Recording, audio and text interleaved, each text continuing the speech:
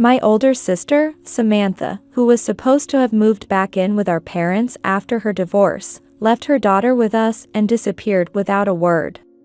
Yet suddenly, she called and said something absurd. Do you know where I am right now? A hospital. At the maternity clinic. I couldn't immediately grasp what Samantha was talking about. Maybe irritated by my lack of understanding, she added. Guess what? I'm having a baby with Bob. And you never come back, okay? That's what she said. So I replied. All right. You really have no idea, do you? I made sure to keep the words in my heart from slipping out. Then I turned to Haley, her abandoned daughter, and asked. Hey, Haley, do you want to meet your dad? Live with him? If you really feel that way, I can talk to him for you. Yes. Haley nodded enthusiastically. Now I could finally give those two a piece of my mind without holding back. My name is Emily Turner, and I'm a 32-year-old homemaker. I work from home as a sales and planning consultant for a renovation company. To put it simply, I specialize in home renovation proposals and sales. Currently, I live in a refurbished apartment in Chicago that I redesigned myself. However, I'm on a short break from work. I've been feeling emotionally drained lately, so I used up my paid holidays and returned to my parents' house. That's partly because there's been a bit of a rift between me and my husband, Bob. We got married when I was 30. Back then, I was so engrossed in work because I loved it too much. When I suddenly realized it, my 20s were nearly over. I panicked and thought, I need to hurry. Once I got married, I knew I wanted kids. There's a time limit on having children. If that's the case, I need to hurry. Once that thought crossed my mind, I went straight ahead. I frantically started dating, met Bob, who's 2 years older than me, and we happily got married when I turned 30. At that point, Bob shared the same desire to have kids as I did. So I figured I'd work until we had a child and then take a break, but nearly 2 years passed with no sign of anything happening. Maybe there's something wrong with my body. Thinking that, I went through countless thorough examinations on my own, but they all showed nothing abnormal. Finally, I decided to confide in Bob and persuaded him to get tested. I'd heard that most men resist such tests, and Bob was no exception. A test? My body's been healthy all my life. Why would I need something like that? This isn't about general health. It's a bit different. Either way, I'm not doing it. Think about it. Having to go to the hospital for. But if that's how you feel. You're used to exams, aren't you? You spread your legs for them all the time. Excuse me? What is this man talking about? For the first time, I started to feel distrust toward Bob. Does he even understand what it's like for a woman during a gynecological exam? Does he think I'm always okay with it? I had already gone through multiple tests, and there were no issues with me. The doctors told me I was perfectly healthy. That meant the problem had to lie with him. I decided to reason with Bob logically, not emotional. Because he often mocks me, saying, women act on emotions. Somehow, I managed to convince him, and he reluctantly agreed to get tested. The result? Bob was diagnosed with azoospermia. What? That's impossible. Bob was stunned as he heard the doctor's words. Well, I couldn't blame him. It must have felt like his self-confidence was shattered in an instant. If you're determined to have a child together, there's a surgical option where we extract cells directly from the testicles. However, the success rate is only about 1 in 3. Hearing that, Bob seemed deeply shocked. Ever since then, he started coming home very late from work. Is your job really that busy every single day? Leave me alone. I just don't want to see your face right now. Is it that upsetting, what the doctor said? Of course. It's like being told I'm not a real man. Well, I suppose that's understandable. But... So, you've always been telling me I'm incomplete too, haven't you? What?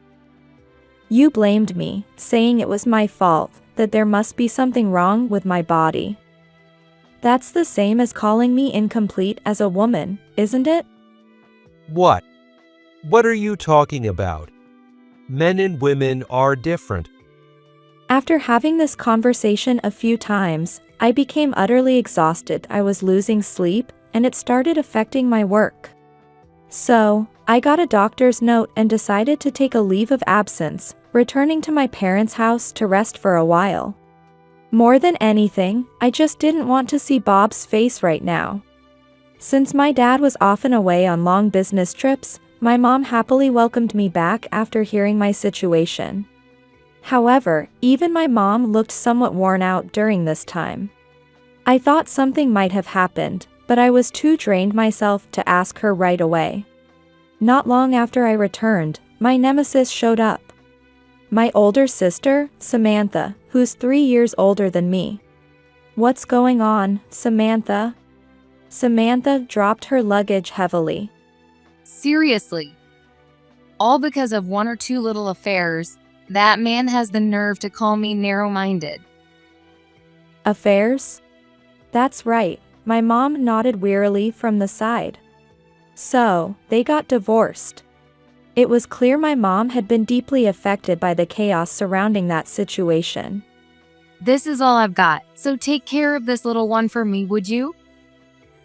Samantha had only brought a suitcase and a traveling bag. Then, leaving her little daughter Haley, a kindergartner, behind, she walked out the door. The child she abandoned was dressed strangely light for the middle of winter. Something about her appearance felt off. Then I realized. She wasn't wearing a scarf or gloves. Haley was only wearing an oversized coat and sat quietly in the corner of the room. "Aren't you cold?" When I asked, Haley shook her head. She must have been freezing. Yet she hesitated to join us on the heated carpet where we were sitting. I wondered what was wrong. When I stood up and encouraged her to sit with us, she flinched the moment I touched her. "Mom, about Haley." My mom, sensing the situation, took Haley over to her side instead of leaving her with me, her unfamiliar aunt. Her skin looked dry, and her hair was unkempt. "Haley, does your mom often leave you and go off somewhere?" Haley didn't respond, staying silent. "Do you feel lonely when your mom isn't around?" But when I asked that, she shook her head emphatically. After my mom encouraged Haley to get on the heated carpet and gave her a warm drink, she suddenly started crying. "I want to see my dad." "Hey, Mom, what about Tony? How does he feel about Haley?" Of course, he said he wanted to take her, but Samantha was adamant about raising her herself. Even in this state? Yes, even like this. Honestly, with the alimony we had to front, things are tight for us too. And Tony has a much more stable household.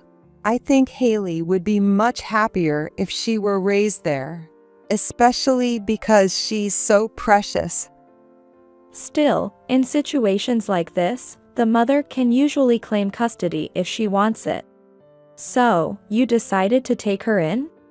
No, right after the divorce, Samantha was supposed to move into an apartment. He told us to leave.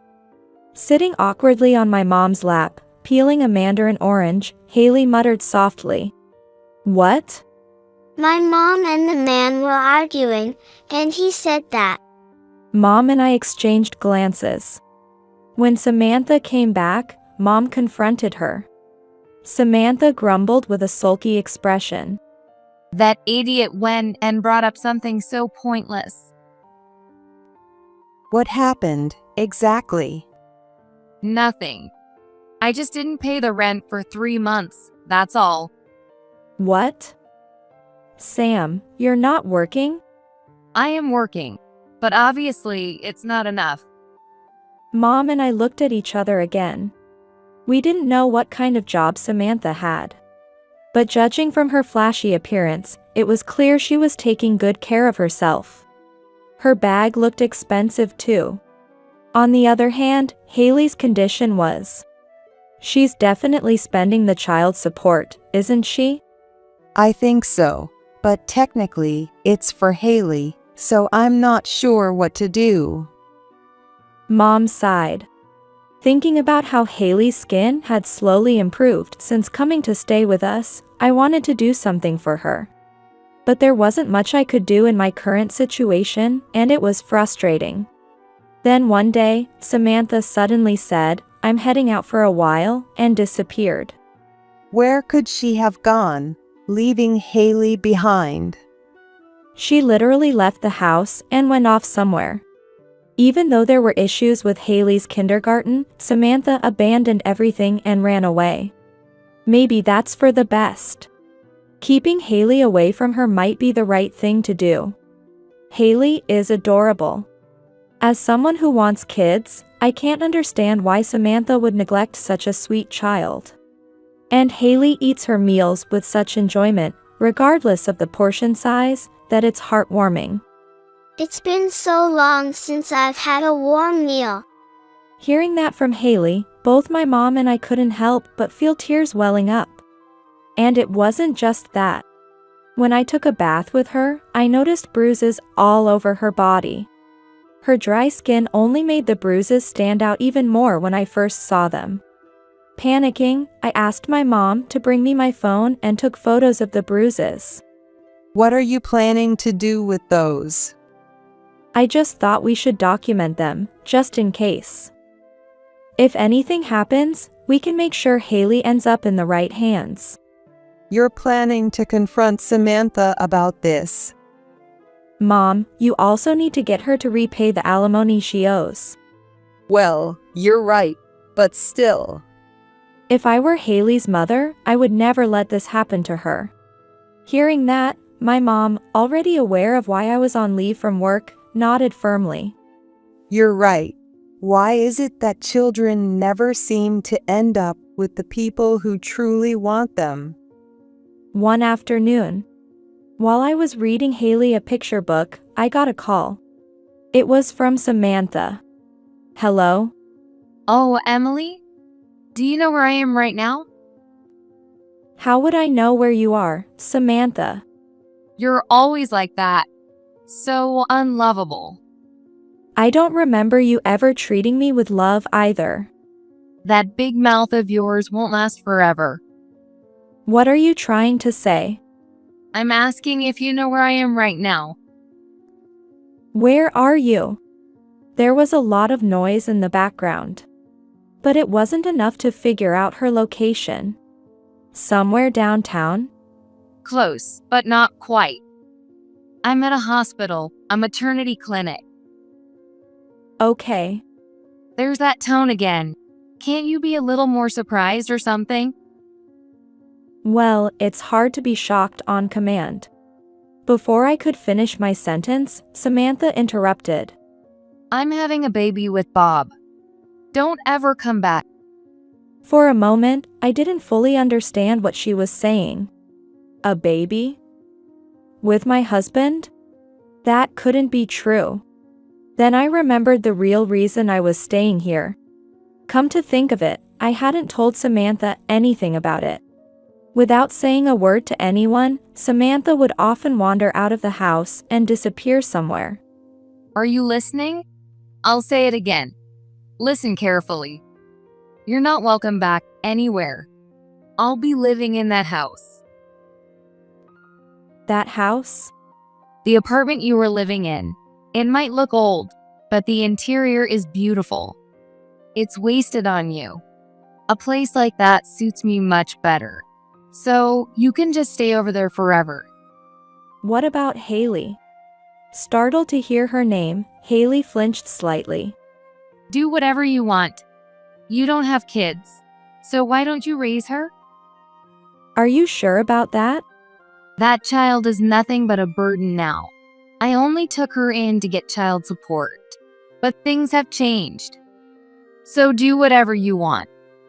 All right. You really don't know anything, do you? With those words, Samantha hung up the phone. I set my phone down and hugged Haley tightly.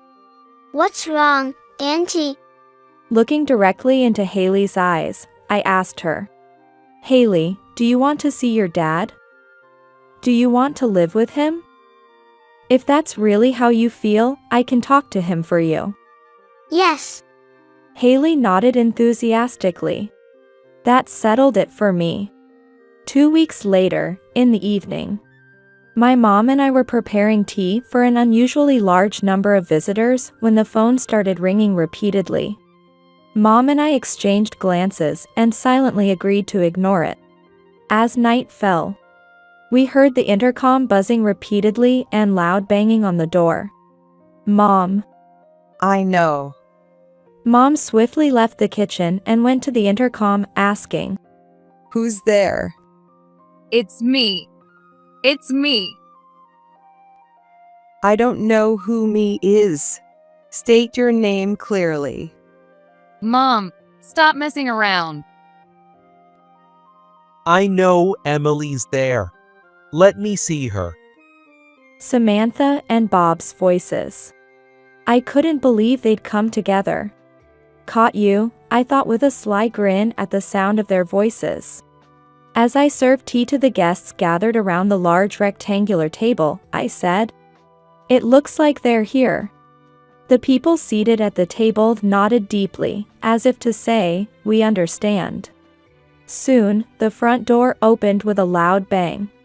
At the same time, a shrill voice echoed through the entryway. What is with all these bags? In the familiar hallway, men's leather bags, no, even a couple of women's bags were lined up neatly. Everyone's been waiting for you two to show up.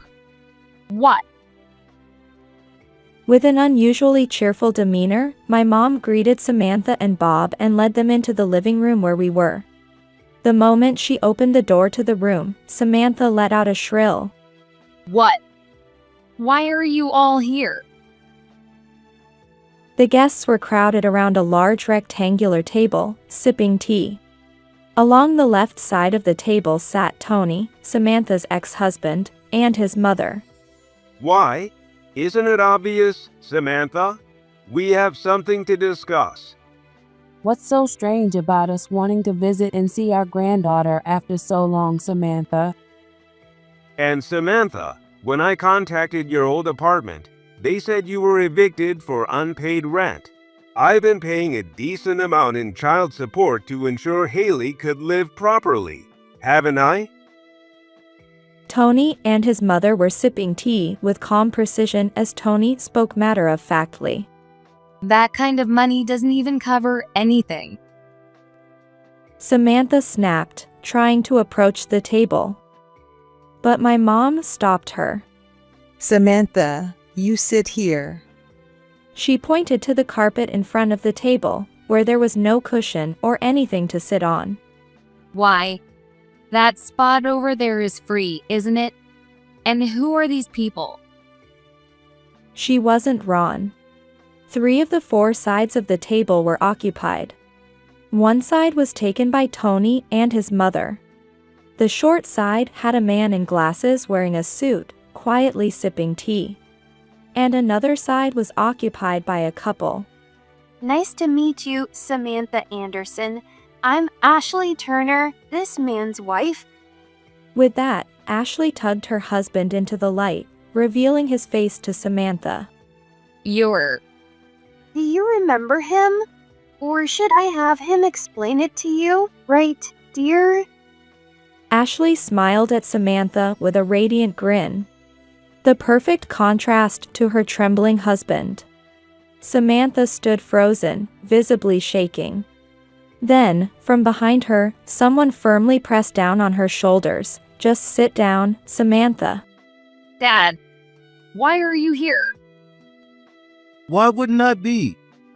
This is my house, after all. Oh, you too, Bob. Sit down already. Yes. Bob was always intimidated by my father. My dad goes on long business trips because he works as a site supervisor for bridge construction projects in rural areas. For years, he's been leading outdoor crews, no matter how cold or dangerous the conditions. This made him the kind of person Bob, who relies on smooth talk to navigate office environments in the city, finds difficult to deal with. The two of them were made to sit formally on the carpet. Well then, now that everyone's here, shall we begin? The guests stopped drinking tea, and the lawyer sitting at the short side of the table pulled out some documents from his briefcase. Begin what? Bob turned to the lawyer sitting across from him and asked. So first, we're here because your wife, Emily, wants a divorce. What? Hey, Emily, you leave for your parents' house out of the blue, and now this? Wait, I have something I want to say to you first. All right, what is it? I looked at Bob and asked. What's the deal with selling the apartment? It's exactly as it sounds. What's the issue? Oh, there's an issue. Someone barged into my house out of nowhere. What's going on, Emily? And why were those people there for the viewing? Samantha interrupted Bob, joining in. I was putting the apartment up for sale and had potential buyers come to view it. That apartment has only been renovated for about 3 years since I worked on it. I needed them to check if it would suit them as it is.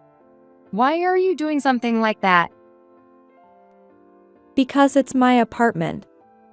Didn't Bob tell you? Samantha's face twisted in disbelief. When I decided on the divorce, I wasted no time taking action. I asked my company if they knew of any good real estate firms since I wanted to sell my apartment.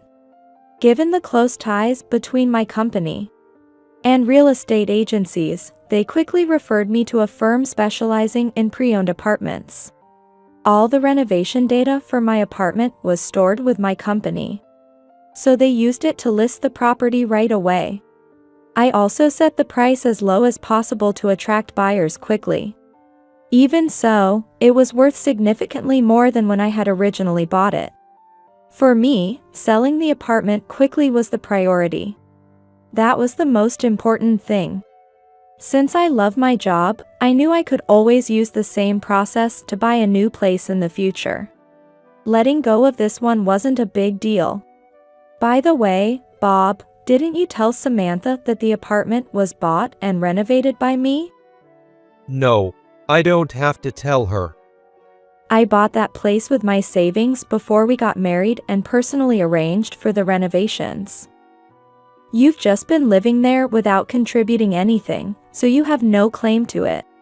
What? Samantha's eyes darted between Bob and me. Wait, that wasn't Bob's house? I never said it was. Normally, the woman moves into the man's house. And I cut her off. Why are you butting into my property, Samantha? Because I was planning to take Bob and the apartment away from you. You idiot. Our dad smacked Samantha on the head. Ouch. That hurts. Dad, you're so mean. Mean? Are you admitting you've been having an affair with Bob? An affair? No, I plan to marry him. After all, I'm pregnant with Bob's child. With that, Samantha pulled a maternity record out of her bag and held it up. Bob's eyes widened as he stared at it. Then, in a flash, he slapped Samantha across the face. My child. There's no way. What do you mean? I have a zoospermia. It was a painful declaration. Bob probably didn't want to admit it, even now. But he had no choice. If he didn't speak up, he'd be forced to raise another man's child. It seemed he made the decision quickly. You sisters are both just out to ruin me, aren't you? Bob turned and glared at me with hatred. I let out a deep sigh. Listen, Bob. You're always whining about how hurt you are, but do you know how many times I had to go through tests? All you had to do was provide a sample. Meanwhile, my tests involved invasive procedures, blood draws, and even injecting contrast into my fallopian tubes. That's painful. It's practically surgery. Bob's face twisted in discomfort. And you couldn't even bring yourself to try the surgery the doctor suggested. Well, Bob, did you ever consider that surgery? My dad placed a firm hand on Bob's shoulder. Bob trembled, unable to answer. No, because instead, you got involved with Samantha, thinking there'd be no consequences since she wouldn't get pregnant, right? What? Samantha whipped around to face Bob. So, Bob, from the start, you only saw me as... Of course. It was just fun. You came onto me, and since I can't have kids, I figured why not? But come on, why would I ever take a single mom who throws herself at me seriously? This time, Samantha slapped Bob across the face, the sound echoing around the room. You're the worst. And who's the worst here? Whose child is it? It's definitely not mine. That would be his. Ashley, who had been quiet until now, spoke up calmly. It's my husband's, isn't it, Samantha? What? I don't even know his name. Of course not. He was using a fake name on the dating app. Dating app. You're unbelievable. While I had explained some of the situation to my parents, even I hadn't known the full details of how they met. I only met him a few times. Yet you got pregnant, didn't you? And Samantha, I'll be suing you for damages from your affair. And no, I'm not divorcing him. Clinging to him won't work. He'll be spending the rest of his life making it up to me and our child. With that, I'll leave the proceedings to you, Ashley said, flashing another brilliant smile at the lawyer. Compensation? Yes, and I have my own demands as well. I directed my words at Bob and Samantha. Please, stop. I was just tempted into it. But you're the one who gave in, weren't you? Samantha gleefully told me about her plans to take you and my home. Well, even so. It wasn't just the affair. I realized long before that I couldn't continue with you. Do you know how many times you blamed me for not being able to have kids before even agreeing to get tested? Oh, and your mother called me repeatedly to say the same thing. My mom? You told my mom? I sent her your test results. I knew she wouldn't believe me otherwise. Not that your parents are bad people, they're actually quite nice, but it's unfortunate I'll have to cut ties with them over this. Bob bit his lip in frustration. What about the property division? You can't just sell the apartment like that. Unfortunately, the apartment was entirely Emily's personal asset. Additionally, it seems you both kept separate savings accounts. This divorce will proceed smoothly, with compensation owed solely by you, Bob. And one more thing. What else? Bob and Samantha finally seemed to realize that their lack of even a cushion to sit on signified bad news for them. Samantha, we will also be transferring custody of Haley to her father. What? Samantha wasn't even listening to the details anymore. She was too consumed with anger at being blamed for everything. You're taking everything from me and now Haley too? But you said it yourself on the phone, didn't you? I played the recording of that call for everyone to hear. Do whatever you want. You don't have kids, so why don't you raise her? That child is nothing but a burden now. I only took her in for the child support, but things are different now. Do as you like. I had deliberately recorded that conversation to ensure Haley's custody could be transferred to Tony. Samantha is reckless. I figured she would slip up over something trivial. That's why I deliberately asked her about Haley as well. And then there's this. The lawyer presented photos of Haley's bruises and malnourished state to Tony and his mother. This is horrible. How could you do this? By the way, the winter coat Haley was wearing when she arrived at our house apparently came from a neighbor.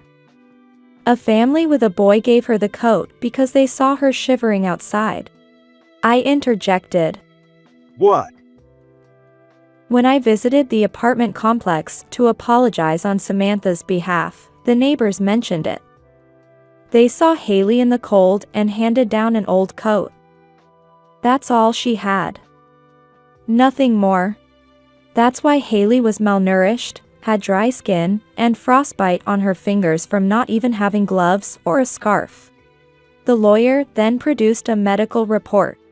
Samantha, if you object, will proceed to family court. What? Why are you going this far? Oh, I get it. You must be in love with Tony.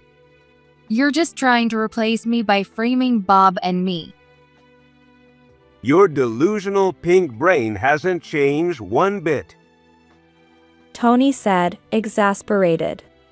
I only got back in touch with Emily after years because of this situation. I had no idea Haley was going through something like this. I'm truly grateful she told me. What? What? Are you saying it's all my fault? How could you possibly think it's not your fault? The lawyer responded calmly. First, you had an affair with Ashley's husband from the dating app. Then you tried to get close to Emily's husband, Bob, after getting pregnant, aiming to pass the child off as his. And on top of that, there's the child neglect and abuse. The fact that you think you've done nothing wrong is astonishing. Samantha groaned, stood up abruptly, and tried to bolt from the room. What's wrong, Auntie? Startled by the noise, Haley opened the door to the room just as Samantha was rushing out, accidentally bumping into her. Samantha lost her balance and fell hard onto the floor. Oh? Haley! Daddy! Haley immediately forgot about her mother, who had fallen nearby, and ran joyfully toward her father. Meanwhile, something seemed off about Samantha as she lay collapsed on the floor. She was groaning in pain, clearly struggling. Oh. I noticed a dark, red stain spreading from under Samantha's skirt. Mom. Call an ambulance. What followed was utter chaos. Samantha ended up having a miscarriage. It seemed she truly was in the early stages of pregnancy, and the mental shock of being confronted, standing up suddenly after sitting for so long, and the final blow of colliding with the door all contributed to the outcome. A dark stain slowly spread across the carpet where Samantha was sitting. I immediately asked my parents to call for an ambulance. Haley was sent with Tony and his mother to stay at their hotel for the night. She was overjoyed to finally see her father and seemed entirely unaware of her mother's suffering. Tony quietly took Haley and left. When the ambulance arrived, my mom and I rode with Samantha to the hospital. My dad stayed behind to ensure Bob didn't try to escape. Thanks to that, we managed to get Bob's signature on the divorce papers and his agreement to the compensation terms. Ashley and her husband left that day, saying they would follow up later. Since they live nearby, there's no need to rush.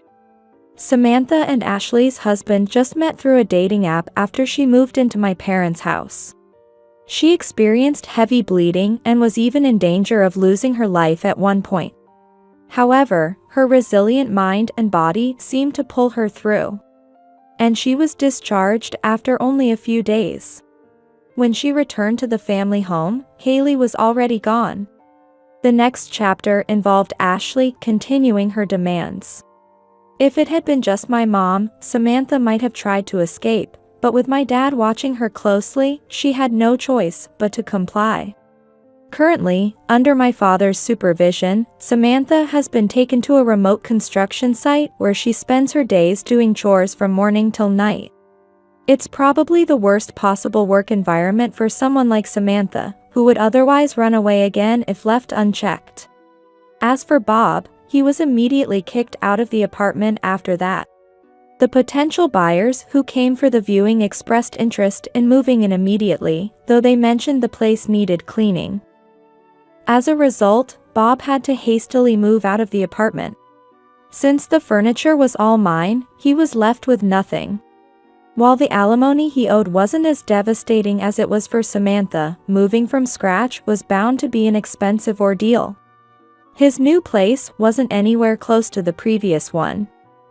He ended up relocating to a distant town where one of his company's subsidiaries was located. Thanks to the certified letter I sent to his company, Bob's position there plummeted, and he was demoted. Instead of the fast-tracked corporate ladder at headquarters, he found himself in a dead-end position, one with little hope of returning to his former status. According to a mutual acquaintance who contacted me later, Bob insisted until the end that I had set him up. However, rumors about his physical condition, which I had subtly leaked, combined with his pitiful attempts to save face, completely destroyed his reputation as a man. Honestly, it was pathetic. Auntie. Haley. Oh, look at that adorable outfit. Grandma bought it for me. It had been 2 months since everything happened. Haley, now bright and healthy, a far cry from when Samantha brought her here, occasionally visits our home with Tony. Well, isn't that just wonderful? You know, Emily, we should go shopping together sometime. Oh, Mom, you're too much. Since then, I had been transferred to a sales office within driving distance of my parents' home. I had considered resigning after taking such an extended leave. But my company, having learned about my situation, offered me a position closer to home instead. Now, I primarily live with my mom at the family home. As for my dad, he made it clear that Samantha wouldn't be allowed to step foot in the house again unless she truly reformed. Actually, today, I wanted to ask if you could handle a renovation for our home, Emily. Oh, thank you. Of course. Could you tell me more about your needs? Yes, we'd like to convert one of the rooms into a bedroom for Haley. Haley had grown close to her dad and grandparents, and she seemed to enjoy her days at her new preschool after transferring. After everything with my first marriage, I've decided to live solely for Haley for the time being. That's a wise choice. Choosing a life partner is truly challenging. I'll keep that in mind for myself. It's true. Rushing into marriage just because I was nearing 30 had been a mistake. I ended up wasting years because of it. I don't know if there will be another chance for me, but if there is, I'll take my time and choose more carefully next time. After receiving shocking news from my mom, my sister, who had eloped and gone missing years ago, had returned, I headed back home with my son. Sure enough, there were women's shoes at the house. Moreover, my sister Mary came out in her underwear. She laughed and said triumphantly to me, "Aha! I scored a luxury high-rise and a wealthy husband. You poor folks can keep working your part-time jobs forever." But then, a voice from behind her. "Too bad for you. Sleeping pills don't work on me anymore." My husband, Mike, said this nonchalantly as he appeared. "Wait, are you trying to? She's trying to create a fait accompli with me." He burst into laughter. And what would that accomplish? The house is all in Sarah's name. Yes, the high-rise we're living in belongs to me. I got it from an inheritance from my ex-husband. My name is Sarah Smith. I'm a 34-year-old working for an organization dedicated to preserving American classical culture. My husband, Mike, a former colleague, is also studying American classics in graduate school, 3 years my junior. He's currently continuing his research while working towards his PhD. His situation allows him the flexibility to do school and activity runs for our son, Joshua, in my place. But that's not all. Honestly, Mike is far better at household chores than I am. His cooking may not be elaborate, but it's efficient.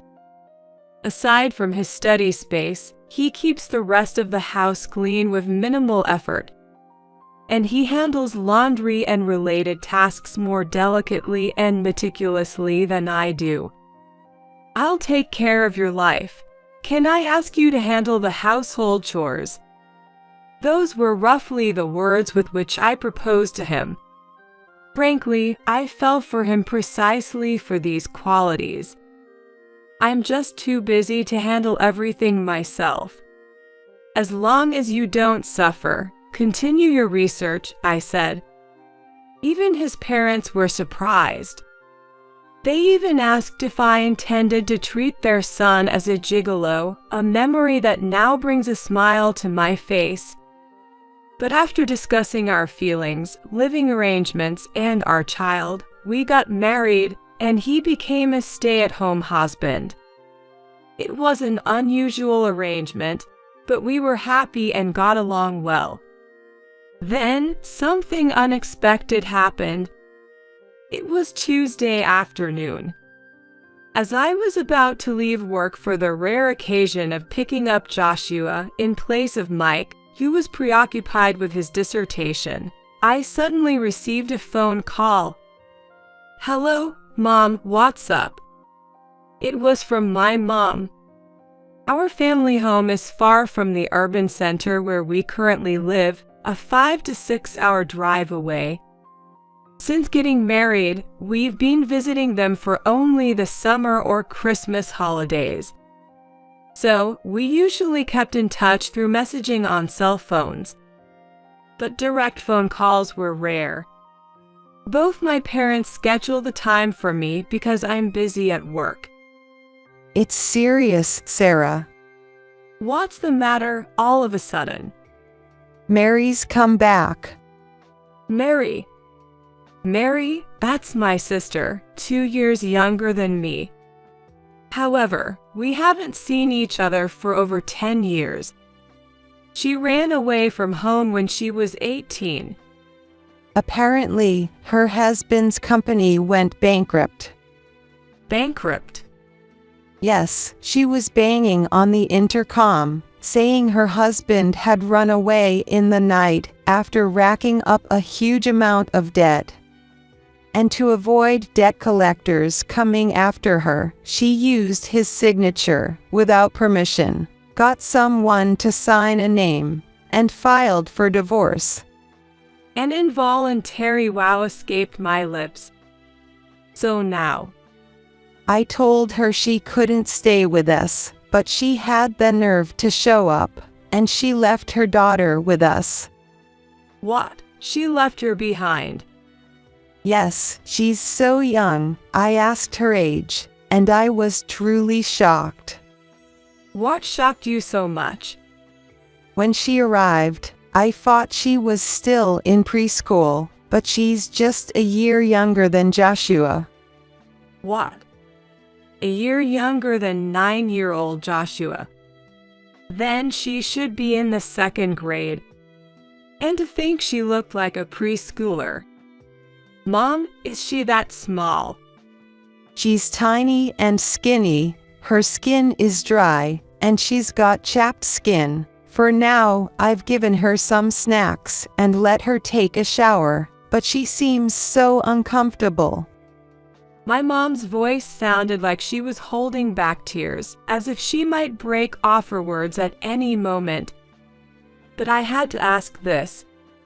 Mom, you're not going to kick her out, are you? What are you saying? Of course not. No matter how good for nothing Mary might be, this child is our granddaughter. Her clothes are all tattered too. That's good. So, Mom, where did Mary go after leaving the child? Yes, I had to ask that. To your place, Sarah. Why to my place? It seems before coming to our place, she went to see some old friends, and somehow she was told you married Rich. I instinctively placed a hand on my forehead. Whoever it was, telling half the story just causes trouble. Did they give her my address? No, but it seems she got your work-related cell phone information. My work-related cell phone. Well, that can't be helped. In my line of work, I sometimes have to use my work phone to some extent. That's why Dad is hurrying over to your house now. Dad is. So please, hold the fort until then. Wait, Mom, when did Mary leave there? Before I could get an answer, the call with my mom ended. It's just past 3 p.m. Picking up Joshua from school, then taking him to his lessons, waiting for him to finish, going shopping. Mike has been so absorbed in his work since yesterday that he won't be able to cook for tonight and all of tomorrow for sure. So, shopping is absolutely necessary. And even if he finishes writing, he's likely to fall asleep without eating. Usually, after staying up for about 3 days, he sleeps for a day and a half. But if I have to buy a lot of ready-to-make food, it looks like it will be past 6 p.m. before I know it. I'm worried about what will happen. Wait, Mom has a sister? Yeah, I have one. I see. In the car, after finishing the shopping, I decided to briefly explain the situation to Joshua. Surprised. Not really. I mean, with our family, I figured there's always something. Joshua, at 9 years old and in the 3rd grade, is quite bright and a bit mature for his age. Our slightly unconventional family dynamics meant he understood the situation quickly once explained. I guess he takes after his dad in that regard. As a child, I remember just squabbling simply with my sister. Compared to that, Joshua is calm and thoughtful. I'm a little worried. Well, yeah, there's definitely a lot. Like what? Where do I start? There are parts of the story that are okay to share with a child and parts that aren't. Remember the house where Mom and Joshua used to live? Yeah, it's close to Grandma and Grandpa's place, right? Mom's sister, well, she didn't like living in that town, and over a decade ago, she ran away with someone she loved. Wow, that's kind of amazing. Hey, Joshua. Yes, Mary ran away at 18 with the president of a startup, who was nearly 40 at the time. It wasn't out of love, though. Mary was involved in compensated dating. Since she was in high school, neither I nor Mary should have had any difficulty with money. My parents also saved enough money to send us to our preferred schools. I got enough money to buy what I wanted. But it seems that wasn't enough for Mary. She went off to a prestigious university downtown, but by the end of her first year, we got a call from the school administration. Guess what? Mary was pregnant at the time. When Dad, furious, demanded to know who the dad was, Mary confessed without hesitation. That man was the one she had just divorced without permission. Angered by both the compensated dating and her partner, our parents told Mary to leave. She left without a fuss and lost contact. If it had been just leaving, we might have tracked her through her health insurance. But she married the guy. When she became a man's dependent, we couldn't keep her feet at all. Once the initial anger subsided, worry set in. No news at all felt like a breach of duty, and my parents had many reasons to be angry. They became the subject of rumors at work and in the neighborhood, feeling shunned for raising such a daughter. How could you have raised a daughter who could do such a thing? My dad was supposed to be promoted to director, but that's off the table now. And other such grievances I heard were unpleasant to recall. However, something my mom said earlier caught my attention. The child Mary left is 8 years old. That means she's not the child Mary was pregnant with all those years ago. What happened to that child? I can't help but wonder. Mom, you're making a scary face. Responding to Joshua's comment, I said, sorry. Is something bothering you? Yeah, it's about your cousin.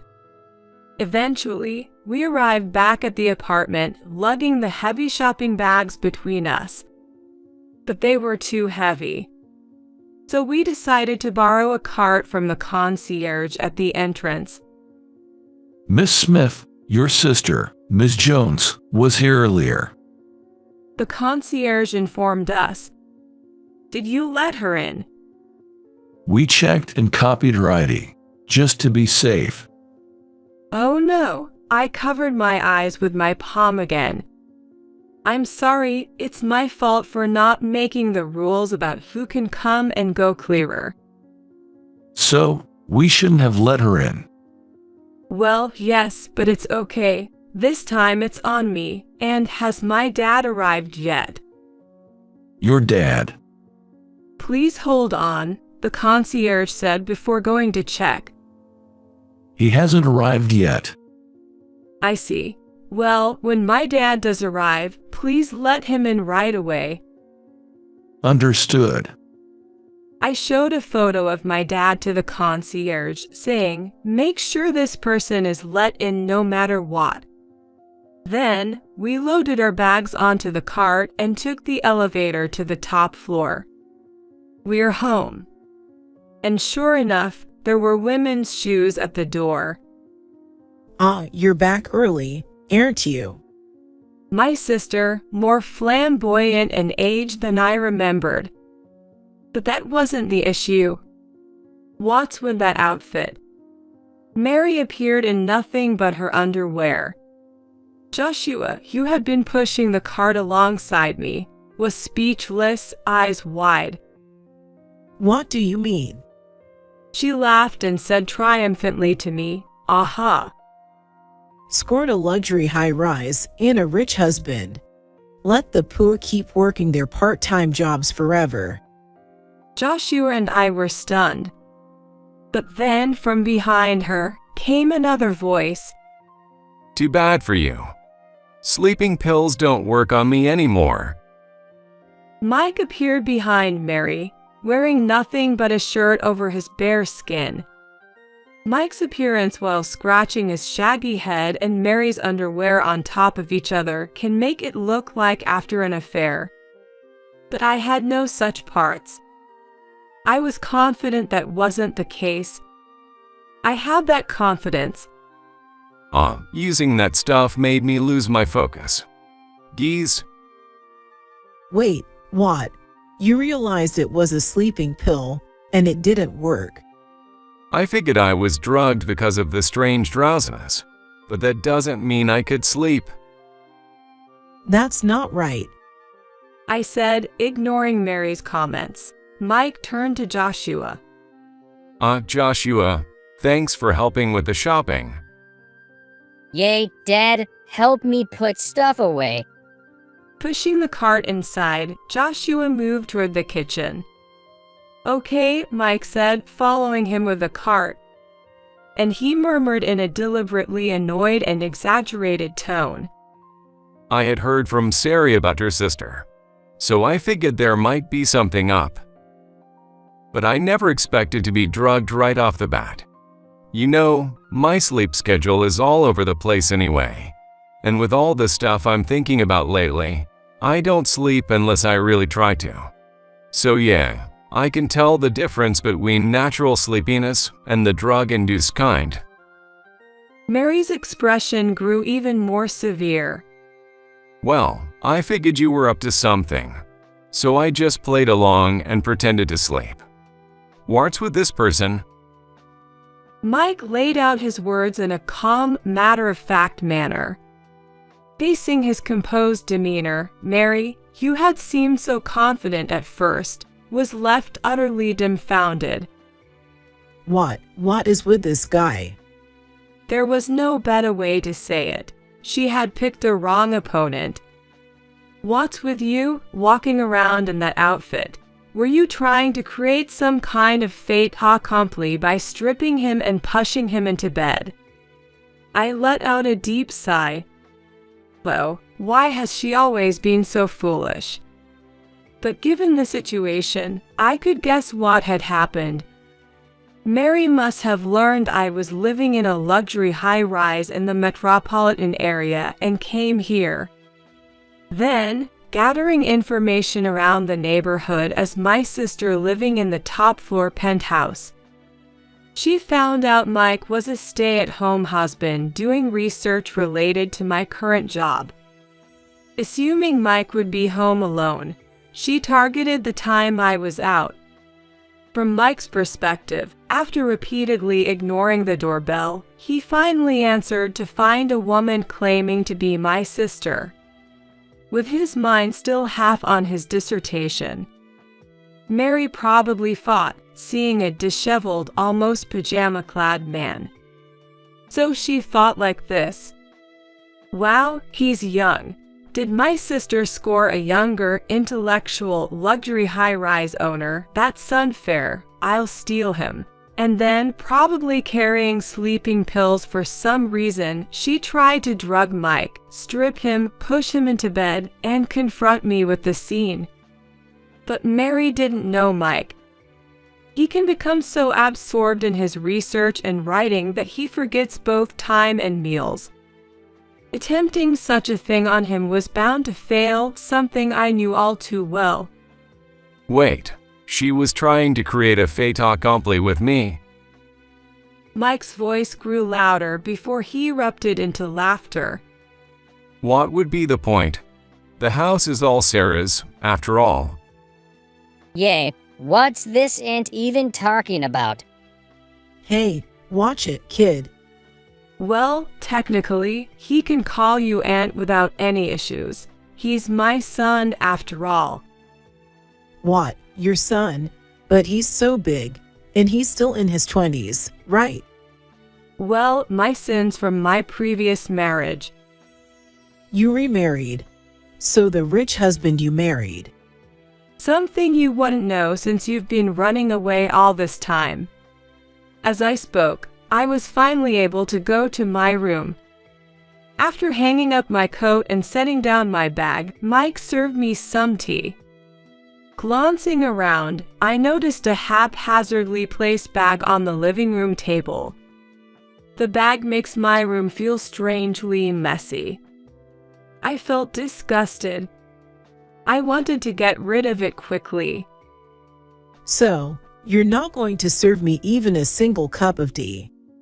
Mary watched me drink my tea with a resentful look. I don't really feel like serving someone who drugs their tea.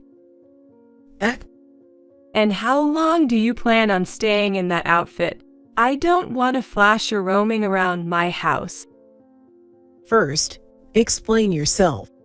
How come you're the owner of this penthouse? Oh, why can't conversations with this sister ever go smoothly? Well, I guess I have to explain for her to understand. You see, when my ex-husband passed away, he left us a lot of assets. That's how I bought this place. Paid in full, not a mortgage. What? Paid in full by you? But this place must be worth millions. Because that's still just 1/100th of the real estate I currently own. Mary was speechless. Yes, the top floor of this high-rise is completely mine. But that's not all. I now own numerous properties with a total asset value of $200 million. Not only can I live a comfortable life with the income from these properties, but I'm also an advisor to an organization involved in the preservation of American classical culture. Half of it is for tax strategies, and the other half is for Mike's sake. Essentially, my busy daily work involves being a director for this organization. And sometimes I get reports on land matters. Explaining this left Mary astonished. To you, Sarah.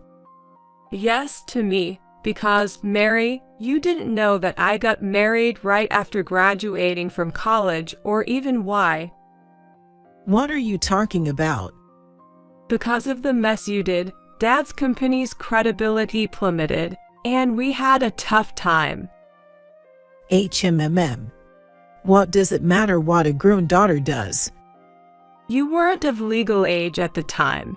Having a daughter involved in compensated dating from high school made it look like we couldn't even educate our child properly.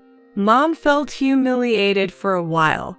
Then, I received a marriage proposal from the Brown family. The Brown family? Yes, the so-called lords of our hometown. What? You married into that prestigious family? I sighed deeply. Then, Mike kindly moved Joshua away, saying, "Let's go over there for a bit." Joshua understood it was an adult conversation. So, you married into that family? Yes, but not the person you're thinking of. I married the elder brother, who was the heir at the time. What? The bedridden, so-called burden of the Brown family? Yes, it was him. Indeed, my ex-husband was referred to that way. He has been sickly since birth, has hardly been to school, and has always had a doctor. That's why they said he was the burden of the prestigious family. Indeed, the family's burden from an outsider's perspective. But that was never how his family saw him.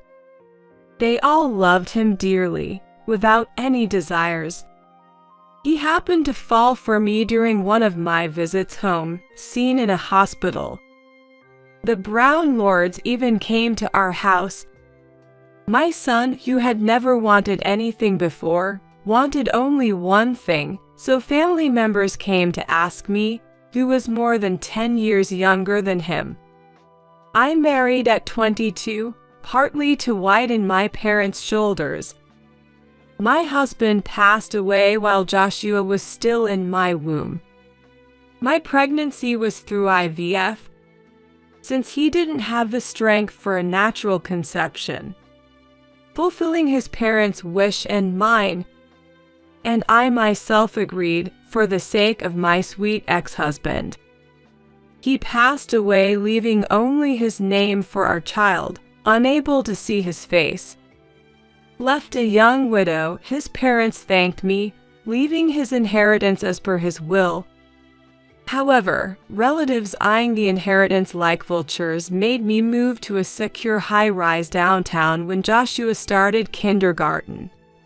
How can you expect me to believe such a windfall story? Mary shook her head in disbelief. She yelled at me with a look of utter disgust on her face. Even if you say that. So what about him now? After inheriting so much, you were allowed to remarry. I was. Though I didn't need permission, I consulted them out of respect for my wonderful in-laws, who apologized for having me spend my best years caring for a sick man and undergoing IVF. As if the inheritance wasn't enough.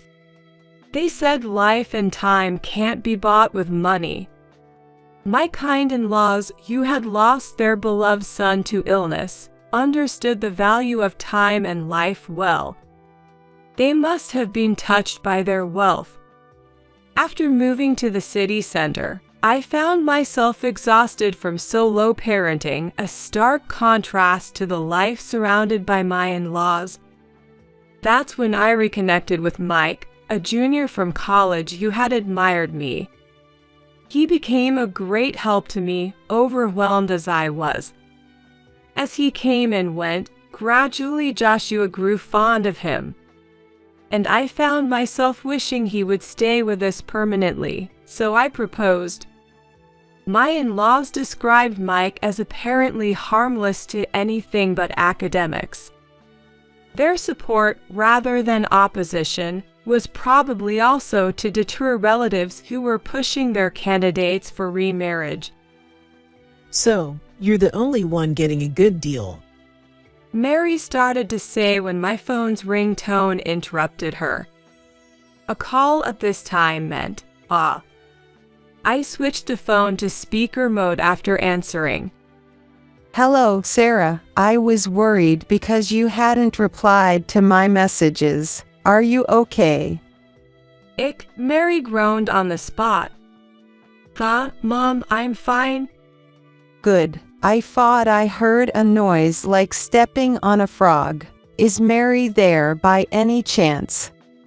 Yes, she is. I looked at Mary with a full smile. Mom, why do you know this place? You always forget what you've said after 3 steps. Didn't you say you were going to your sister's place? Terrible. Why do you treat my sister differently even though we're both your daughters? Mary yelled at the phone, genuinely angry. What? As if you have the right to say that. After you left, Sarah marrying into the Brown family ended the terrible rumors surrounding our family. It wasn't quite being outcasts, but Dad's prominent position in the company only made the rumors worse. That situation lasted only 2 years thanks to Sarah. The Brown family helped a lot, saving our neighbors, relatives, and Dad's company factions. You were about to ruin all Dad's hard work and progress in the city's most important company. That's your problem. I never asked him to succeed. Yet, we could attend a private college in the city because of that. Yeah, but that doesn't mean you get to hold it over me. Well, maybe you're right about that, Mary, but what about the child you had in your belly back then? Mom's voice turned cold as she asked Mary. What? You ran off with your partner because you were pregnant. What happened to that child? He took the child with him. I managed to contact him. No, groaned Mary. I got his number when I looked for your whereabouts through the Brown family connection. My mom told me so. He apologized for running away and thanked me for the divorce. He may not have been great at making money, but he was a better person than you. He's working somewhere far away to pay off his debts alone. Alone? I asked Mom. Yes, alone. You can guess what that means, Sarah. Mom had mentioned that the child Mary brought was in a terrible state. I quickly turned to Mary. You, the child. Stop it. Why are you looking at me like that? Mom mentioned that the daughter you left with her was terribly malnourished. That's because things have been tough lately. Tough for someone carrying that kind of bag. I pointed to the bag thrown on the living room table. It's clearly a designer brand, isn't it? I bought it 2 or 3 years ago. Mom said she is just a year younger than Joshua, yet she looks like she's in preschool, right, Mom? Yes, she is. My mom's voice grew even lower. Her name is Ava, right? Has she been attending kindergarten or school regularly? She seems a bit delayed in her speech. Of course, she has. Grandma, is Mom over there? A frail voice came from the other end. Yes, Ava, do you want to talk to Mom? No. I definitely don't want to go back. I don't want to go back to Mom's. Ava, Mary's daughter, started crying on the other end. I don't want to end up like my sister. I see. The grim reality seemed to hide behind those words. We've been talking for a bit. She seems to have had an older sister. My mom hinted at something in the past tense. So, what happened? I don't know anything about that. Mary hastily tried to grab her bag and clothes. You can't. But Mike grabbed her arm, and Joshua secured the bag and clothes. Then, turning to another phone. Grandpa, now's the time. With that signal, the front door opened. Police. We received a report of trespassing and assault, and allegations of child abuse. We are here to detain the woman involved. Sarah, good job buying us time. Dad. The police, about 3 of them, secured Mary on the spot. Are you all right, Miss Smith? Yes, I am fine. The concierge was also standing by the entrance. The one who had opened the door. It's been a while, Mary. Dad. One of the officers took the clothes and bag from Joshua. A blanket, likely brought in advance, was draped over Mary since they couldn't dress her in those clothes right away. Pointing to the bag, Mike said, I haven't checked inside, but I believe it contains sleeping pills. I'll be coming along for a blood test. I have a resistance, but it should still be in my system. We appreciate your cooperation. Then, over the phone, my mom asked me to switch to camera mode. The camera revealed my mom holding a small girl in her arms. Officers, this woman seems to have subjected her first child to terrible treatment, leading to the loss of a small life, our first grandchild. Ava was wearing clothes that Joshua had outgrown long ago. My parents still had Joshua's clothes from when he was little. Joshua, who was quite big for his age when he was about to enter kindergarten. His old clothes fits on his cousin, Ava. I saw his thin, bony wrists through the cuffs.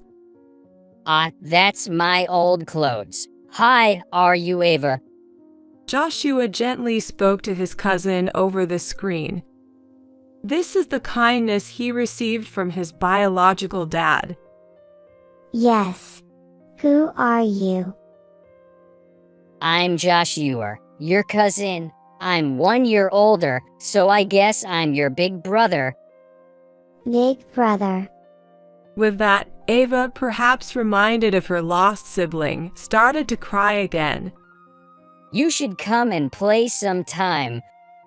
Okay, the girl nodded meekly through the screen.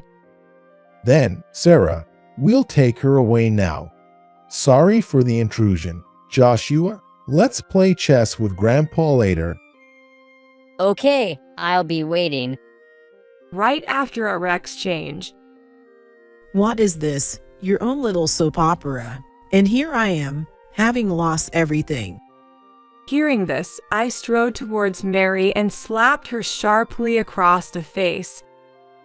No, violent woman. Officer, arrest her for obstructing public duties too. While restraining Mary, who was struggling, the officer gave me a wry smile and tried to calm the situation. "I'm sorry, but I just had to say it to my sister." What do you want? "Everything you've lost is because of your own actions. It's nobody else's fault. Nothing's coming back to you, and I won't let it. That child will be mine. Don't you ever dare get involved with us again." Let's go, everyone. Mike urged my dad. All right, see you later, Sarah. "I'll be waiting, Dad. Take care, you all." After seeing them off, I collapsed onto the couch. Are you okay, Mom? "I'm just really tired." It's good we did the shopping today, ho. Indeed. What a day it had been. To think it had only been 6 hours since Mom's call. Later, Dad and Mike returned to say Mary would be detained by the police for a while. No bail. Absolutely not. Dad declared over a late dinner, his voice strained. "She's already divorced, so there's no one on her side to take her in. Let's just get her tried quickly." Eventually, Mary was sentenced to actual jail time. She had caused her family back home great distress, led to the death of one child, and was now abandoned by the remaining child. Sometime later, my parents brought Ava to live with us. You've become so pretty.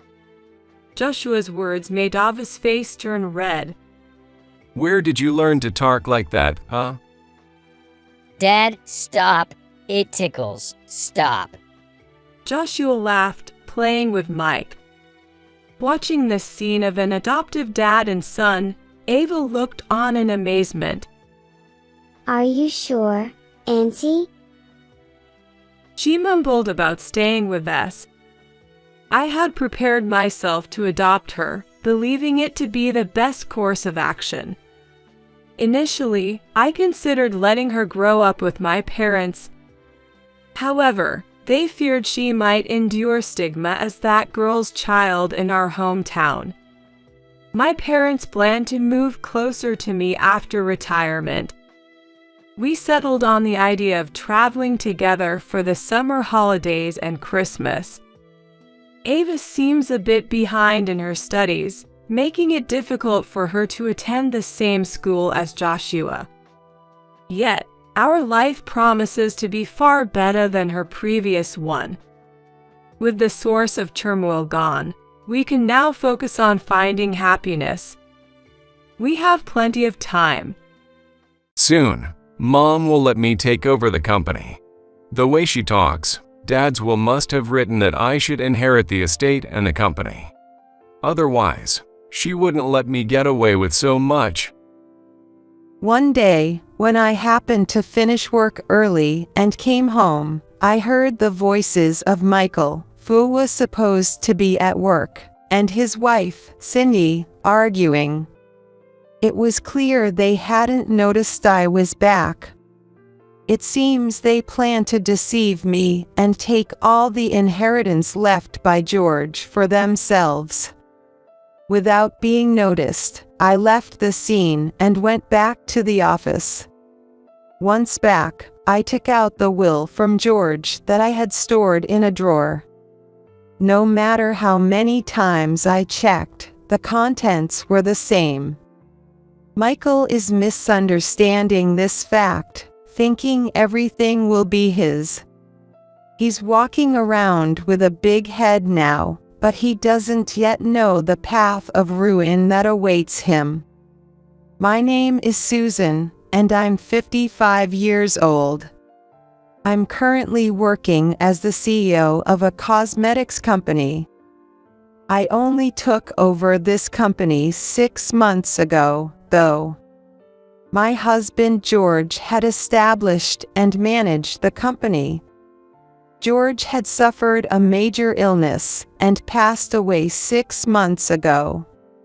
Originally an employee at the company, I married George, who was the owner. I continued to work at his side as an employee. However, I never imagined I would suddenly be entrusted with running the company. When George was close to passing, he asked me to continue the company.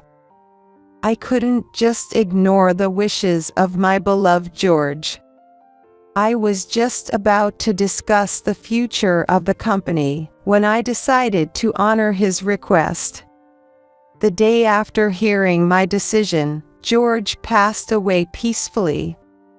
However, I was not allowed the time to immerse myself in memories or even to grieve. The fate of the company and its employees was now in my hands. Fortunately, the employees were very helpful in preparing for the funeral. Even though I thought I was acting as usual, I was grateful for their offer, as I often felt out of sorts and anxious. The warmth of the people gathered was undoubtedly due to George's personality. After all, I myself had married him because I was drawn to his character. Once the funeral was over, based on the personnel decisions George had previously made, I restructured the company. George's management was brilliant, and it was clear he had made many considerations to make my job easier than ever. Even though it was for my sake, the reorganization was done with the consent of the other employees. Thanks to this, there were no complaints from anyone. Thus, the company was able to make a fresh start. It was about 6 months after George had passed away. I had an unexpected visitor. It's been a while, Mom. On a holiday, the sudden visitor was my only son, Michael. It had been a full 8 years since I last saw Michael's face. Seeing one's own son after 8 years is unheard of in a normal family. Indeed, there was a deep reason for this. It all started 8 years ago, when George was still alive. At that time, Michael, a college student, had moved out to live on his own. He did not work part-time because he said his studies were too demanding, and George covered all his living expenses. In hindsight, this was a bit abnormal, and I realize now that we were too indulgent. When you really think about it, it's implausible for a college student to be so busy with studies that he can't even work part-time. Far from his studies being demanding, Michael wasn't even attending college. To be more precise, he had dropped out without discussing it with us. All the tuition we had paid was actually received by Michael, who used it along with the money we sent him as living expenses. And when I say living expenses, most of it was not used properly. It's a common tale among college students, but Michael had fallen into a life soaked in gambling. One day, a collection letter from a financial company arrived demanding repayment from Michael, and that's when we discovered everything. By the time we realized it, Michael's debts had ballooned to an amount no college student could handle. George was furious when he found out, but as a parent, he took on the responsibility and paid off all of Michael's debts. Despite this, Michael shamelessly claimed that everything was our fault. I turned out this way because of you. I didn't do anything wrong. Hearing this, George finally kicked Michael out of the house. It wasn't quite disownment, but it was effectively a severance of ties. Since then, Michael had disappeared from our lives. Naturally, he did not show up at George's funeral, and we couldn't even inform him. We didn't even know where Michael was living or his contact details. And yet, here he was, appearing suddenly. Apparently, he had somehow heard that George had passed away. Despite my misgivings, I couldn't just turn away my own son and reluctantly invited Michael into the room. I'll take over Dad's company. As soon as he entered the room and sat down, Michael started talking fast. From the moment I saw Michael, I kind of expected it, but hearing it from him directly made me feel even heavier. We haven't cut off our ties as parent and child, right? So, I should have the right to inherit the company and receive the estate. Your first conversation with your mother after 8 years is about money and the company. At least you could have paid respects to George's memorial portrait. In the end, Michael never once paid his respects in front of George's memorial throughout his visit. Michael continued his one-sided conversation, repeatedly insisting on his rights. During this, I learned that Michael now had a wife and a child. Now that I am a father, I am different from before. I want to exercise my rights for my family. Michael was adamant. But, frankly, I didn't want to continue the conversation with Michael any longer that day. I can't decide anything right now, and I have work later, so let's pick another day. Somehow I managed to send Michael away, but my heart was filled with anxiety. Honestly, if I just ignored him the next time he showed up, he might give up and never come back. But there was a reason I just couldn't ignore Michael. It was written in a letter left by George. Although he hadn't said it directly to me, it seemed he really needed to convey it. The letter read, "Please forgive Michael." Though he had kicked Michael out, George clearly still had regrets about his son. I had been puzzled why George had never mentioned Michael till the end, but he entrusted Michael's future to me through this letter. Despite everything written in the letter, I couldn't abandon Michael at this point. I made up my mind and decided to wait for the next time Michael would visit.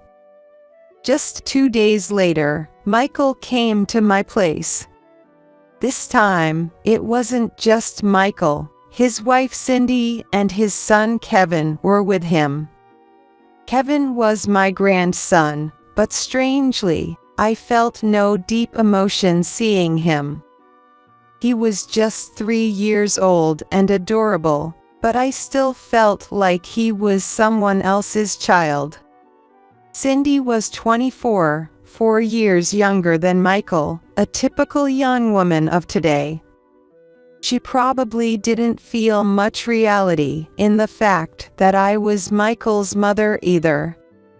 She wasn't nervous and didn't seem to be trying to flatter me at all. How about it? Your grandson is cute, right? Michael said proudly, but my feelings remained unchanged. We exchanged a brief introductory conversation before getting right to the main point. So, about me taking over the company. I summarized the content of George's letter and told Michael. Almost immediately, a sly smile began to form on Michael and Cindy's faces. But I can't decide right now, and it's not something I can decide on my own. Upon hearing my words, their expressions quickly turned to irritation. Are you saying you'll ignore Dad's last will? Then let us live here so you won't betray us, Mom. You're all alone now, and you must be worried, right? That sounds good. Cindy quickly agreed to Michael's unilateral declaration. It seemed they had already decided this between themselves before. The conversation was forcefully pushed forward as if my refusal was not allowed. When mentioned that there was a will from George, I couldn't say I disliked the idea. Before I knew it, the moving arrangements were underway, and within a week, the three of them were set to descend upon us. What exactly is their aim? Sadly, these were the feelings I held towards Michael. Naturally, everyone at the company had a negative opinion of him. There was absolutely no intention to hand over the company itself, and there were numerous opinions against bringing Michael, who had been missing for 8 years, into the company. Everyone said they understood George's wishes, but that it was far too risky. Caught in the middle, I was left deeply troubled. Now, the three who moved into my place were also causing me distress. We have work, so. They started leaving Kevin at a child care facility on my dime and wouldn't return until late at night. My dad thought of me when he left that will. Using that as an excuse, Michael began to rely almost entirely on me for his living. Despite supposedly working from morning till night, they paid no living expenses. Even though I felt doubts and dissatisfaction with this arrangement, I couldn't speak up. Living together, I noticed that Cindy seemed to be juggling several jobs. The laundry included uniforms that seemed to be from a restaurant and work clothes from a factory. Despite her youth, she appeared to be overworking. "Ain't you working too hard?" One day, unable to bear it any longer, I ventured to ask. Then, Cindy gave a slight laugh and said softly, "It can't be helped." Her words could have been taken in any way, but somehow, any bad feelings I had towards her disappeared. It was true that they were relying on what George left behind, but the extent of her exertion revealed Cindy's fundamentally earnest nature. However, my feelings towards Michael remained unchanged. I wondered, had I ever been this detached from my son when we lived together? No, that couldn't be. It was because Michael was so dear to us that George and I had listened to his wishes. We were both working, so we found ourselves frequently having to leave the house. We did everything we could as a form of compensation. These actions were undoubtedly out of love. What had changed was not us, but Michael. Although there was a blood connection, the Michael now was a complete stranger to me. Living under the same roof again made this clear. He showed no affection towards his father George, and even after a considerable time since arriving, he hadn't once paid respects at the memorial. In the midst of such a life, one day I managed to leave work early. On that day, despite being tasked with Kevin's care every day, I returned home, my heart racing with excitement at the prospect of finally having some time to relax. I noticed Michael and Cindy's shoes at the entrance, even though they were supposed to be at work. I could hear their voices inside, confirming they were at home. It's okay. Soon Mom will let me take over the company. With the way she talked, Dad's will must have written that I should inherit the estate and the company. Otherwise, she wouldn't let me do whatever I want like this. Michael said with a hint of anger in his tone. Still, wouldn't it be good to try working seriously for once? Do you even realize how much debt you're in? Even after Kevin was born, it's been gambling, nothing's changed. It seemed like they were arguing and hadn't noticed that I had come home. That's why we left that rundown place and pushed ourselves onto Mom. If I say it will work out, it will. You just need to keep quiet and follow me.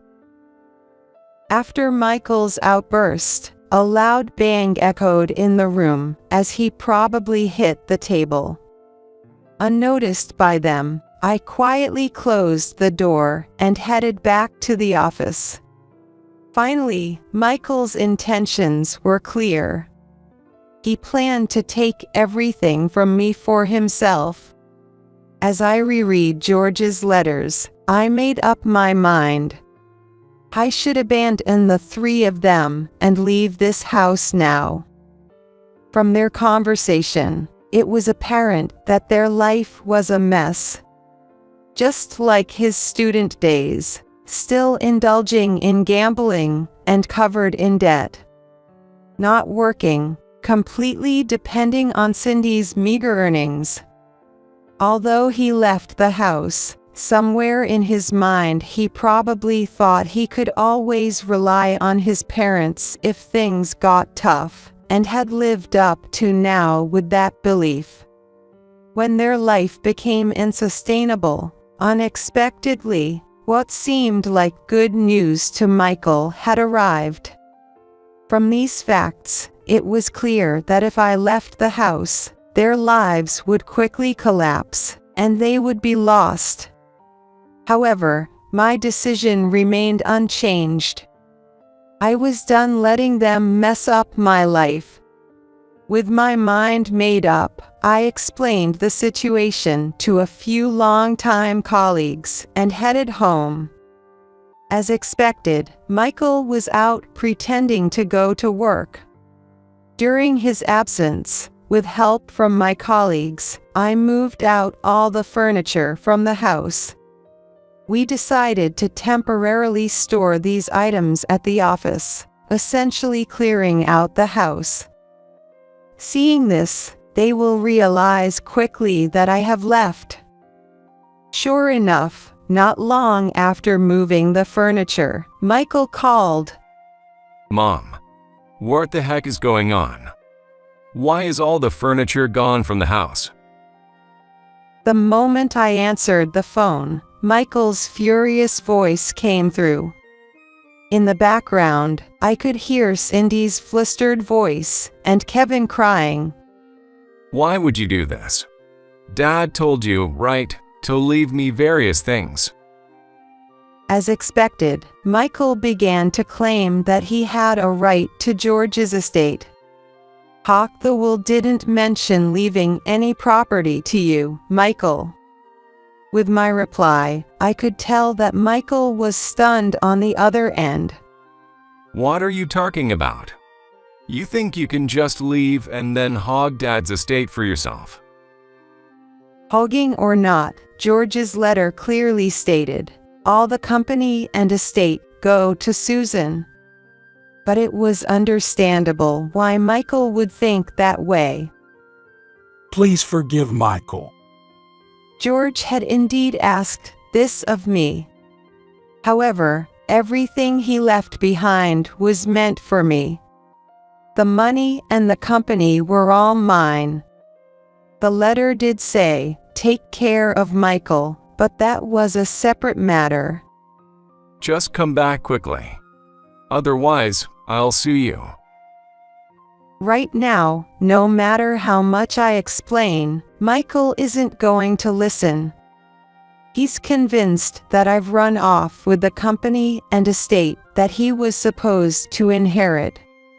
See, I told you relying on Susan for everything wouldn't fundamentally solve anything. Cindy's anguished cry leaked through the phone, having guessed the situation.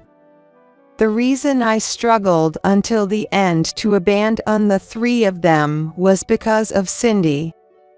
It seemed that George's wishes were unilateral, but ultimately, he left the decision to me. He worried that after his death, I would carry the burden of being a mother who abandoned her son. Of course, he also had regrets about Michael, but his true intention was concern for me. Reuniting with Michael honestly stirred my emotions. In fact, I had accepted their whims and welcomed them back home. I repeated George's words over and over in my mind, agonizing over them. Forgiving Michael was supposed to relieve my mental burden. Ignoring George's feelings was difficult for me. However, accepting Michael as he was would ruin my life, of that I was certain. To truly honor George's wishes, I should make a choice that benefits me.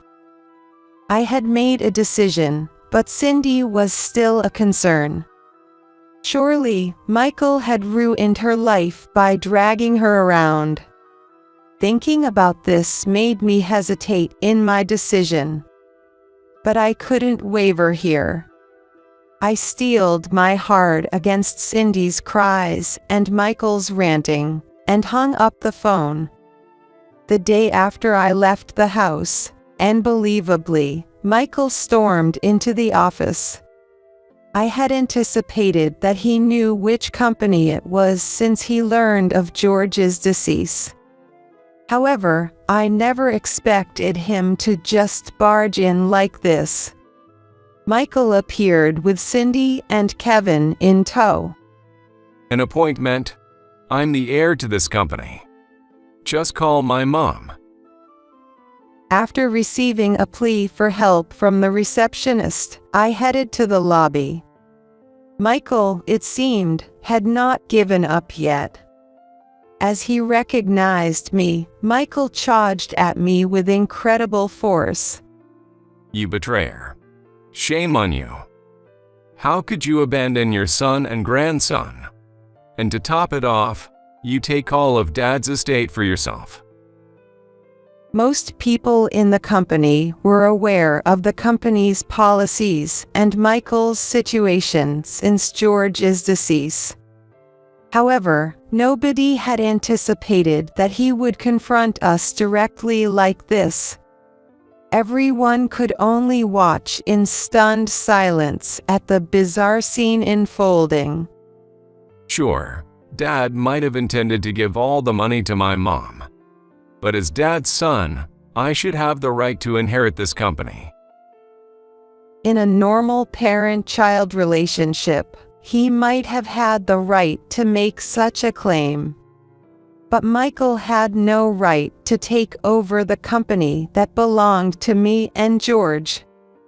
Even if George had wished for Michael to be the next president, things wouldn't proceed that easily. The opinions of the staff and executives who have supported the company up to now are respected, as is common sense. Without their approval, naturally, it would be impossible to entrust a company to him. If such tyranny were allowed, the company would quickly lose its people. Michael must know the impracticality of what he's demanding. When he was kicked out of the house, he should have realized all of this. But he felt he had no choice. To escape a life drowned in debt, he had to push the limits. If you say you won't let me take over the company, I'll sue you right now. Cindy, say something. Perhaps frustrated by my silence, Michael turned to Cindy. Kevin, witnessing his father's bizarre behavior, was crying bitterly. As Cindy gently stroked Kevin's head, she stepped forward. The one I really need to talk to is you. Enough is enough. Her pained cry echoed in the lobby, silencing the area for a moment. Michael seemed unable to comprehend Cindy's words. Huh? What are you saying? You agreed to follow me for Kevin's sake, didn't you? Michael said mockingly. From this, I was certain. Indeed, Cindy felt trapped and couldn't leave Michael. Perhaps it was her sense of responsibility as a mother. I empathized deeply with Cindy's feelings, as I too struggled with whether to abandon Michael. Even if you could take over the company, you couldn't handle it.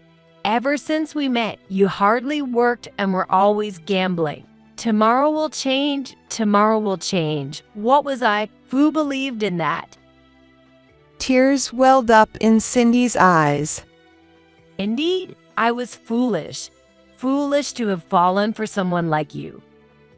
Kevin, looking up at his tearful mother, voiced his concern. Mom, are you okay? Please don't cry.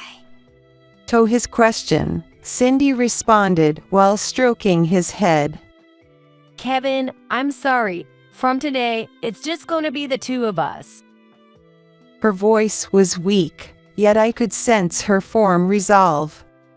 Michael, I am going to live for myself from now on, and I will take full responsibility for raising Kevin. We're done. The employees, inadvertently caught in this drama, were unable to make a sound, stunned by the unbelievable unfolding before them. Michael, there's no reason for you to stop Cindy. She's long realized that you can't do anything on your own. In fact, your presence makes everyone miserable. These aren't words one should say to their own son, I'm well aware. But I hope my feelings, having to say such things, are understood. I don't need to please anyone. But to the employees watching, I make my silent excuses. There is nothing left for you here. Leave now. If you can't even do that, I will call the police. Michael's face, filled with anger, turned to despair upon hearing the word police. He's been threatened by his own mother to be turned over to the police. For Michael, who's a bit of a softy at heart, that fact was enough to shatter his spirit. Well, it seems like it was more than enough. Police. What are you talking about? Cindy, say something. I'm not getting a divorce. Michael completely lost his composure and turned his anger towards Cindy. Stop. I don't want to call the police in front of Kevin. Fear appeared in Kevin's eyes as he clung to Cindy. It was clear to everyone that Kevin's gaze was not meant for his father. Hearing Cindy's scream, Michael finally collapsed on the spot. He had been rejected by the only person who had ever loved him and devoted herself to him. For Michael, who couldn't do anything on his own, this reality was overwhelmingly crushing. It essentially signified the ruin of his life. Everyone, I'm truly sorry for bringing my personal issues here. Please, go back to your regular duties. With my words, the employees, who had been frozen in place, snapped back to reality.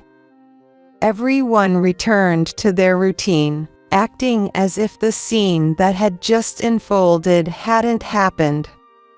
At the heart of the area where everyone avoided walking, Michael was on his knees. Michael, in accordance with your father's will, I'll give you a little kindness. I'm giving you 10 minutes to leave this company. You must move everything out of the house by today. If you have any complaints, hire a lawyer with your own money and file them against me. After extending this last bit of mercy to Michael, I turned to Cindy and Kevin. Cindy, Kevin, come with me. Leaving Michael in the lobby with a few employees, I led the two to the executive office. I brewed coffee from the built-in coffee maker and offered it to Cindy. I motioned for the two to take a seat, then began to speak. You followed Michael because you were protecting Kevin. Surprised by my words, Cindy showed an unexpected expression. If you put it that way, my actions might seem justifiable. But honestly, I had my own desires too. I thought if money came in, I wouldn't have to continue living like this. Cindy looked down, staring at the coffee on the table. It's natural to think that way. Ultimately, I abandoned Michael for my own life, but you didn't abandon Kevin. You chose to walk a tough path with Kevin. That decision wasn't just for yourself. As I spoke, tears began to fill Cindy's eyes again. Kevin looked up at his mother and gently rubbed her back. Our meeting might not have been under the best circumstances, but I don't resent you. No matter what decisions you and I make, Kevin is your son and my grandson. I will keep an eye on your lives. I felt a newfound affection for Kevin that I hadn't felt while we lived together. Because I saw him through Michael, I hadn't developed an attachment, but now I fully recognized him as my dear grandson. As I shared my farts, Cindy cried even more. Kevin, young as he was, seemed to understand that these tears were different from the earlier ones. Good to you, Mom. He continued to smile and rub her back. As for Michael, contrary to our worries, he left the house smoothly. He probably finally understood that we had abandoned him. It seemed he realized that staying here would bring him no benefit anymore. After a while of silence, one day I received a call from the local police at the company. Are you a relative of Michael, actually? The officer told me that Michael had been found collapsed in a park. It appeared he had been wandering the streets almost without eating or drinking for several days. He was suffering from malnutrition and mental disarray and was now under protection at a local hospital. The individual seems to be in a state of confusion, and we understand there have been family issues. Since he is an adult, we leave any further actions up to his family members. It seemed the hospital staff were aware of the situation and were not forcing me to take him back. Even though we were family, there was no obligation to that extent. I'm sorry for any inconvenience, but I no longer have any involvement with him. It may sound cold, but I firmly stated it. Understood. After my words, there was a brief silence, but then a response came. Although physically and mentally worn out, Michael was safe, at least. That fact alone should be enough. Without any need for joy or sorrow. But this was my answer. Eventually, Cindy and Michael's divorce was finalized. Having looked after Michael all this time had left Cindy worn out. Naturally, the damages from gambling and the habitual emotional abuse were considered, and she successfully claimed a significant amount in alimony. This left Michael literally penniless, and, despite his deteriorating mental and physical health, committed to a tough job. It was a just retribution for the years of suffering he had caused Cindy. What George really wanted for me, I may never know. What would George think of the decisions I made? From what I know, having spent so long with him, I'm sure George would have approved of this outcome. Having witnessed such a loving father up close, did Michael feel nothing? If he had loved Cindy, even if clumsily, and lived each day earnestly despite being poor, surely this would not have been the outcome. Or perhaps, the day we parted ways, this outcome was already determined. In any case, Michael had betrayed Cindy's kindness and drowned in his desires. We were not being selfish.